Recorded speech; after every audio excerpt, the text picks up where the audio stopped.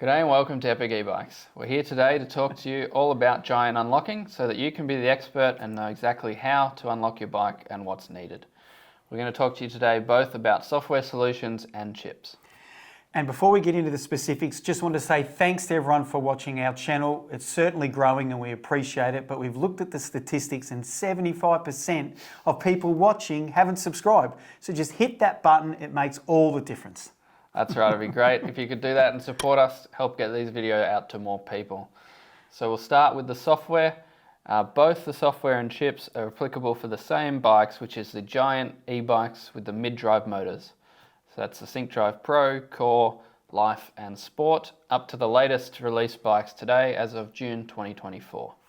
So for the software, which we'll start with, we can do it within Australia. Eplus has agents all around the world that can do it if they have access to the giant dongle. The dongle's very hard to get, so there's limited locations available, both around the world and within Australia. So for us in Australia, we've got agents with the dongle in Melbourne, Sydney, Perth, Adelaide, Canberra, Brisbane, the Gold Coast, Wollongong, Gosford and Bendigo. So those are the locations currently that we can service doing the giant software unlocks. If you're close to one of those locations and you're in Australia, that's the way to get your bike unlocked. Lachlan will show a little picture of the dongle, but this is it, and it connects directly to the code in your giant bike where the factory set the speed.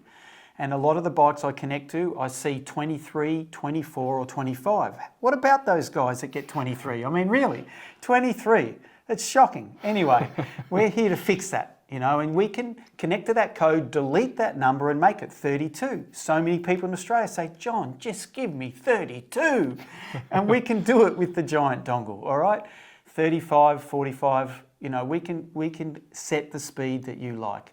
Now, if you've got the little speedo on the giant handlebars, and if I see it's 23, I say, look, let me double it to 46, because then everything on the speedo will be exactly half. When they're cruising at 15, they're actually cruising at 30. So when they're cruising at 20, they're actually going 40. So that's a good way to set it if you've got a speedo. If you don't have a speedo, it doesn't matter. Look, the software is easy and it's nice, and I would say a large majority of the bikes we do in Australia are software if you're obviously close to us and you can get to one of our agents. But we've got chips and there's nothing wrong with chips and they're a good solution, and we'll talk to you about those soon. One other thing I want to say about the software, just like the chips, it's better not to do updates once we've done it, because a future update may override it. You don't know, it may not, but it may do it, so it's best not to do updates. So that's the main things about the software. That's right, so that's the software explained. Of course, it can be taken off as easily as it can be put on should you have any need for warranty claims. But we'll get into the chips now. We're going to start with these nice small Speedfun chips. So the beauty of these is they're small, they're easy to fit in the motor case, and they're simple to install. So to tell which one you need, it's really about the plugs. So if you'll notice, I'll show some close-ups, but we got the all white plugs, we got the black and white plugs. And basically the rule is, if you've got the new giant e-bikes with the LED in-frame, in the top tube sort of display with those lights, you need the black and white plug chip. If you've got anything else older without those LEDs in the top tube, you need the white plug chip. In terms of function, they're virtually identical. They do the same thing in tricking the speedometer into thinking you're going less than 25 so that you no longer have that limit. For the Speedfun, they're always active when installed. So as soon as it's installed, your bike's unlocked. When you turn it on, turn it off, it stays unlocked. If you want to have the functionality to activate and deactivate, it is possible, but it's a little bit complicated. So you've got to cut this blue wire, you've got to insulate both ends, and then you've got to do the following procedure to activate or deactivate. I'll show it on the screen as well so you can see it. But you've got to put the chainring in the smallest cog, then you've got to turn the bike on, don't touch any buttons, bring the pedal up so you can give it one good pedal, lift the back wheel off the ground and give it a big pedal, and then let the wheel spin for a couple seconds. The chip senses this and then turns itself on or off depending on what its state is when you perform that action. All right, so the other chips we've got here on the table, and again, we'll do a close-up of them, is the Eplus chips. And you might go, wow, it's long cables. This one's particularly designed so you can plug into the motor and go right around the frame and in underneath the seat tube and hide the chip up there. These chips are physically bigger because they're actually got a Bluetooth module in them.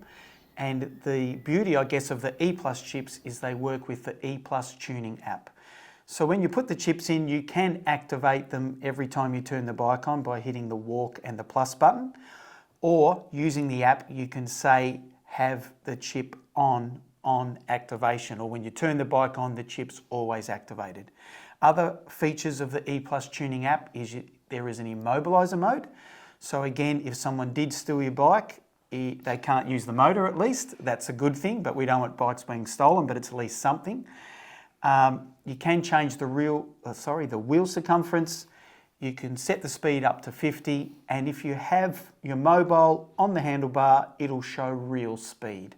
So that's some of the good features of the Eplus chips. Just like Lachlan said, the ones with the black and white connectors, if you see that on our website, you work with the brand new Giants or the relatively new Giants. They have the coloured LED lights on the top tube. And if you see these chips on the website with the plain white connectors, you most probably have to drop the motor, and they're for the older model bikes. So that sort of gives you an idea which chip to use. And remember, as Lachlan's probably said, it's better not to do any updates once you've installed the chip and it's working. That's right. And so in conclusion, as we've discussed, we've got both chips and software. The beauty of the software is it's just an easy connect via Bluetooth, update the number, disconnect. Whereas the chip, you got to drop the motor or take off the bash guard and side cover depending on the model. Other than that, both are reliable and simple unlocking solutions that have been effective for heaps and heaps of customers over the years that we've been offering these chips. And that's basically how you unlock a Giant. So we hope this information has helped you to feel more comfortable and know your options. So thanks again for watching. If you've got this far, we'll have more videos with more chips and more unlocking solutions coming soon. See you next time.